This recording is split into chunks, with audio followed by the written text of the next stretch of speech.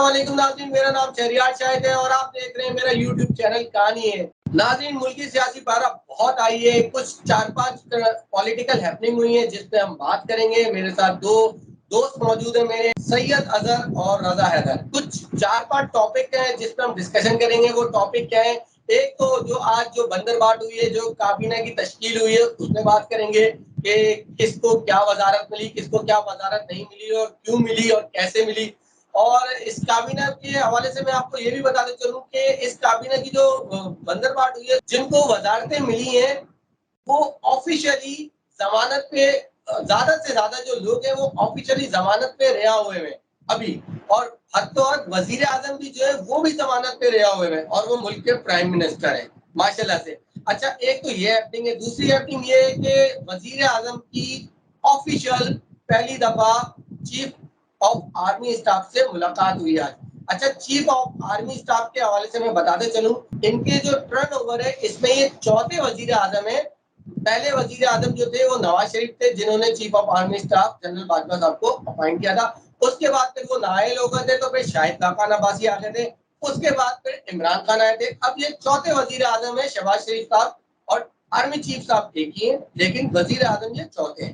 اس کے بعد ایک خبر یہ بھی گرم ہے کہ مریم نواز کا وزیر اعظم ہاؤس جانا منع ہو گیا ہے۔ اب کیوں منع ہوا ہے، کیا وجوہات ہے، وہ بھی معلوم کریں گے۔ اس کے بعد چوتھی اور آخری خبر یہ ہے کہ بلاول صاحب جو ہے وہ برطانیہ روانہ ہو گئے، اور وہ کیوں روانہ ہوئے ہیں اس کی وجوہات یہی سامنے آ رہی ہے کہ پیپلز پارٹی اور نون لیگ میں جو ہے کابینہ کی جو بندر بانٹ ہوئی ہے اس میں کچھ تحفظات ہیں، تو اس لیے وہ نواز شریف سے ملاقات کرنے گئے۔ ہو سکتا ہے وہ نواز شریف کے ذاتی واپسی ہے، ہو سکتا ہے وہ سولو آ جائے، تو یہ تو وقت ہی بتائے گا۔ تو ناظرین، ان تمام خبروں پہ بات کریں گے۔ سب سے پہلے میں جاؤں گا رضا حیدر کے پاس، ان سے پوچھوں گا کہ جو یہ آج کابینہ کی بندر بانٹ ہوئی ہے رضا صاحب، اس کو آپ کیسے دیکھتے ہیں؟ دیکھیے شہریار بھائی، آپ نے جو بات کہی کہ کابینہ کی تشکیل ہوئی ہے، اس سے ریلیٹڈ ایک اور نیوز ہے، وہ یہ کہ آرمی چیف نے وزیر اعظم شہباز شریف سے ملاقات کی۔ ملاقات کی پہلی باضابطہ تصویر قوم نے دیکھی۔ یقین کریں، پہلی بار ایسا ہوا ہے کہ ہمیں دل سے تکلیف ہوئی ہے، اس ملک کے ایک عام آدمی کا دل دکھا ہے جب ہم نے یہ دیکھا کہ ہمارے آرمی چیف کے سامنے وہ شخص بیٹھا ہوا تھا بحیثیت ایک وزیر اعظم، جو مقدمات میں ملوث ہے، اربوں روپے کے مقدمات میں ملوث ہے، نامزد ہے اور ضمانت پر رہا ہے ابھی۔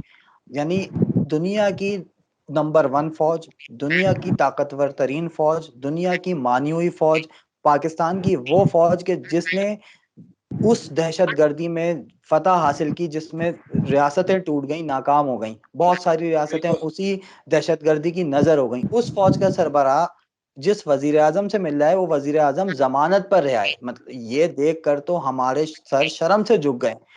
مطلب یہ اس سے اچھا کہ صرف یہ لوگ نیوز دے دیتے کافی تھا، دکھاتے تو نہیں۔ میری ریکویسٹ ہے، مطلب اپنی پاک افواج سے، آرمی چیف سے، کہ اگر آپ ان سے ملیں تو کم از کم ہمیں یہ تصویریں ریلیز نہیں کرایا کریں، ہمیں دکھ ہوتا ہے، کیونکہ یہ قوم فوج سے محبت کرتی ہے، یہ قوم آپ سے محبت کرتی ہے، اور ہم نہیں دیکھ سکتے کہ وہ خاندان کی جس نے آرمی چیف کا نام لے لے کر ان پر الزامات لگائے، وہ خاندان جس نے ISI کے چیف کا نام لے لے کر ان پر الزامات لگائے، وہ خاندان کے جس کے اپنے دور میں کسی بھی آرمی چیف سے نہیں بنے، وہ خاندان جو کہ فوج مخالف بیانات کی وجہ سے مشہور ہے، وہ خاندان جس کو انڈیا اس لیے پسند کرتا ہے کیونکہ وہ اپنی فوج پر الزامات لگاتا ہے، وہ خاندان جس کا سربراہ انڈیا جا کر کہتا ہے کہ ہاں، کارگل کی جو جنگ تھی وہ بھارت کی پیٹھ پر چھرا گھونپا گیا تھا، کم از کم اس خاندان کے کسی فرد سے ہمارا آرمی چیف ملے گا تو ہمیں بہت شرمندگی بھی ہوگی اور بہت دکھ بھی ہوگا۔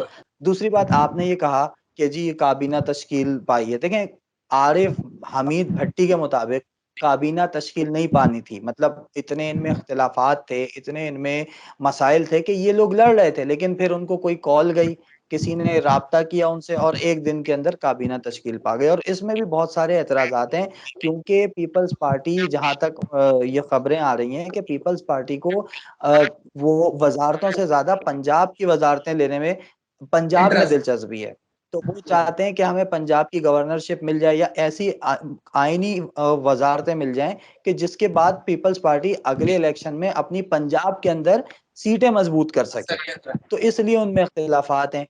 تیسری چیز یہ کہ آپ کہہ رہے ہیں یہ کابینہ بنی، اس پر کیا خیال ہے؟ آپ یہ خود سوچئے کہ جس کابینہ کے 34 میں سے 24 وزیروں کے اوپر مقدمات ہیں، جو ضمانتوں پر ہیں، وہ ایسے لوگ جب ہمارے اوپر مسلط ہوں گے تو ایک عام آدمی کے کیا جذبات ہوں گے, کیا خیالات ہوں گے؟ ہم شرمندہ ہیں. ہم شرمندہ ہیں کہ وزیر اعظم شہباز شریف ہیں, ہم شرمندہ ہیں کہ وہ 34 میں سے 24 اراکین جو کہ اب وزیر ہیں, کوئی مشیر ہیں, وہ ضمانتوں پر رہے ہیں. ہم شرمندہ ہیں. ایسا کون سے ملک میں ہوتا ہے؟ یا جن مقدمات میں شہباز شریف صاحب ملوث ہیں, نامزد ہیں, ان مقدمات میں اگر کوئی بندہ برطانیہ چلا جائے تو وہاں اس کو چپڑاسی نہیں رکھتے, یا وزیر اعظم بنے ہوئے. تو اس پر تو صرف میری ایک ہی لائن کا تجزیہ ہے کہ بھائی ہم شرمندہ ہیں, قائد اعظم ہم شرمندہ ہیں, کیونکہ ایسے نااہل اور ملزمان آج ان کی سیٹوں پر بیٹھے ہوئے کہ جس پہ کبھی بانیان پاکستان بیٹھتے تھے. بالکل, آپ کی بات کو آگے بڑھاتے ہوئے سید اظہر صاحب سے بھی بات کرتے ہیں. سید اظہر صاحب, آپ یہ بتائیے گا کہ آپ کیسے دیکھتے ہیں ملک کے نئے پرائم منسٹر کو اور نئی کابینہ کو کیسے دیکھتے ہیں آپ کیا سمجھتے ہیں کہ یہ کابینہ کتنی ملک کے لیے, کتنی عوام کے لیے فائدے مند ہے, اور یہ وزیر اعظم کتنا عوام کے لیے فائدے مند ہے؟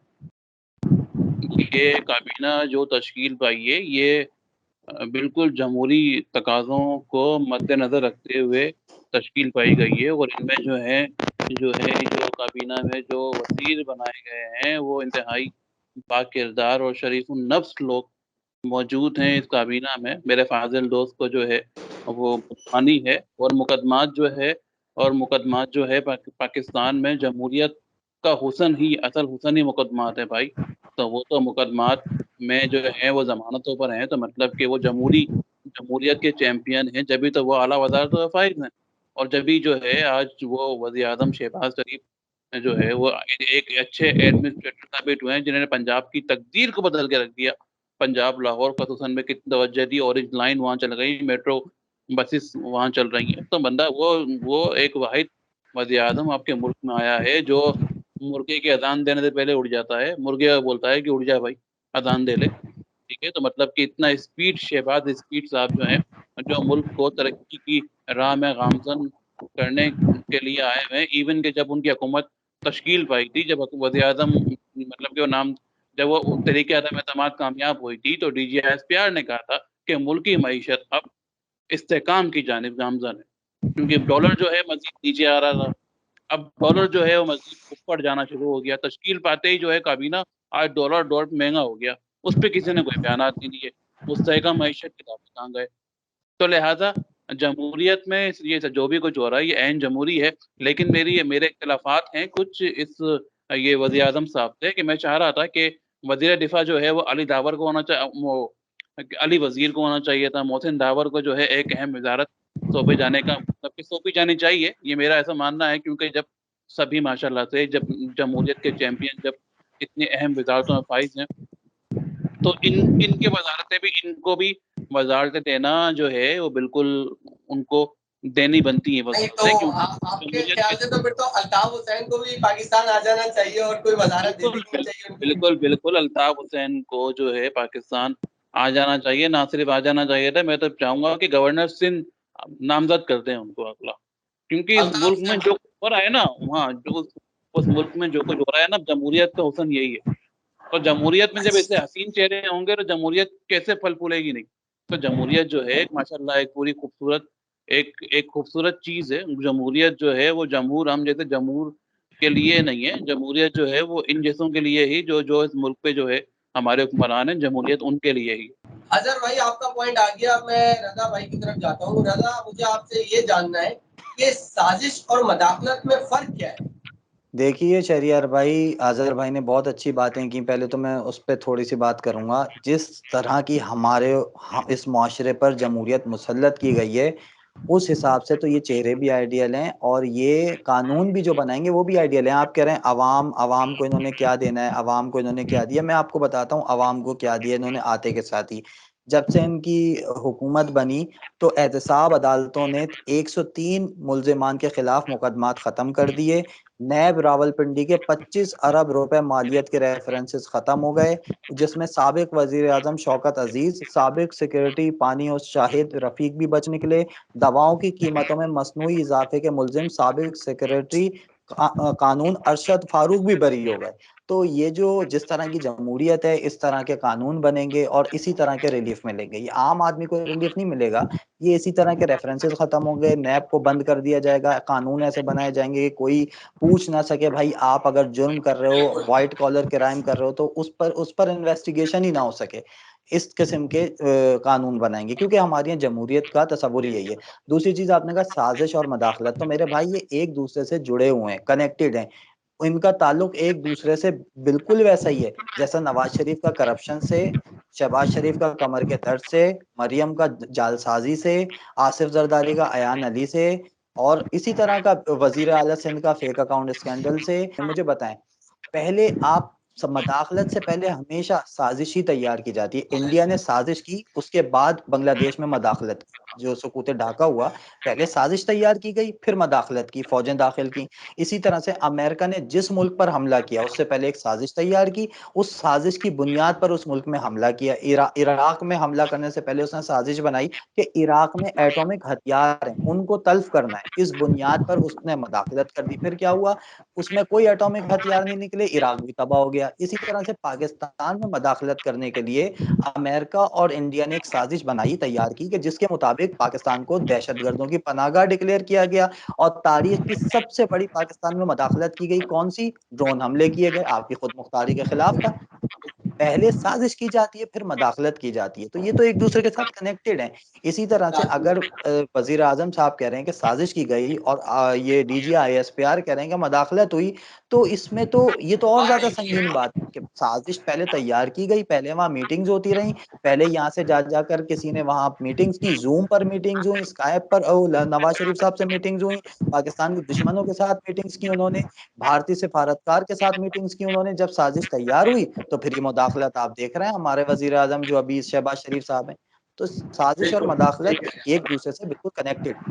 آگے بڑھتے ہیں اظہر بھائی, مجھے یہ بتائیے گا, آپ ٹویٹر پہ بہت زیادہ متحرک ہیں اور آج کل ایک ٹرینڈ جو چل رہا ہے وہ بہت ہی ہائی فائی چل رہا ہے کہ امپورٹڈ حکومت نامنظور. ایک تو یہ ٹرینڈ چل رہا ہے, دوسرا یہ کہ عمران خان جو ہے وہ اب سڑکوں پہ نکل آئے اور وہ جلسے پہ جلسے کر رہے ہیں. آپ نے پشاور کا بھی جلسہ دیکھا, آپ نے کراچی کا بھی جلسہ دیکھا, ابھی لاہور کا 21 کو جلسہ ہے. تو آپ کیسے دیکھ رہے ہیں کہ عمران خان کی پاور کیا دیکھ رہے ہیں آپ؟ عمران خان جو ہے اس نے حقیقی طور پہ سیاست کا عملی طور پہ آغاز جو ہے وہ ابھی کیا ہے, اور وہ سیاسی طور پہ اس حد تک متحرک ہے کہ جو اپوزیشن جو ہے ان میں ایک خوف طاری ہے کہ, اور وہ کبھی بھی چاہیں گے نہیں کہ انتخابات فوری ہو جائیں, کیونکہ فوری انتخابات کی صورت میں عموماً جتنے جو بھی حلقے آپ دیکھ لیں, جانبدار حلقے, اس میں اس کی جیت یقینی ہے. ٹھیک ہے, تو دوسری بات یہ ہے کہ اب جو آپ کی اطلاع کے لیے بتانا چاہوں میں آپ کو, کل جو ہے رات 10 بجے عمران خان سوشل میڈیا پہ جو ہے ایک سیشن کرنے والے ہیں, ایک ٹویٹر پہ اسپیس پہ وہ براہ راست بات کریں گے, براہ راست انٹریکشن کریں گے, جن کو سوشل میڈیا پہ جو ہے براہ راست ٹیلی کاسٹ کیا جائے گا. تو اس سلسلے میں حکومت ہے ابھی کہ اگر آپ حکومت میں پی ٹی آئی کے اگر آپ بیانات دیکھیں, وہ ابھی سے چلنا شروع ہو گئے کہ 21 تاریخ کو جو ہے انٹرنیٹ میں سب مرین کیبل کی خرابی آ گئی ہے, تو اس دوران جو ہے انٹرنیٹ کی اسپیڈ جو ہے سلو ہو جائے گی, یا پھر انٹرنیٹ جو ہے کم چلے گا. تو لہٰذا یہ تو اذیت نظر دینے آ رہا والی ہے کہ یہ نظر آ رہا ہے کہ ہٹ کنڈے ہیں, اور نظر آ رہا ہے کہ سوشل میڈیا پہ کیونکہ ان کے قابو میں نہیں آ رہا یہ ٹرینڈ جو ہے امپورٹڈ حکومت نامنظور کا ٹرینڈ جو ہے, یہ کسی طور پہ بھی قابو میں نہیں آ رہا. ہم بڑے سے بڑے چیمپئن جا کے دیکھ لیے, سائبر کے آئی ٹی ایکسپرٹ کو دیکھ لیا, لیکن یہ ٹرینڈ جو ہے نا, یہ اب ایک سلوگن بن چکا ہے, اب ایک آواز بن چکا ہے, اب ایک بنیاد بن چکا ہے, ایک تحریک جس کے نام پہ تحریک چل رہی ہو. تو اس کو مطلب کہ یہ چاہ کے بھی جو ہے اس کو ٹاپ ٹرینڈ سے یہ ہٹ نہیں رہا ہے, یہ مستقل ٹاپ ٹرینڈ پہ ہے.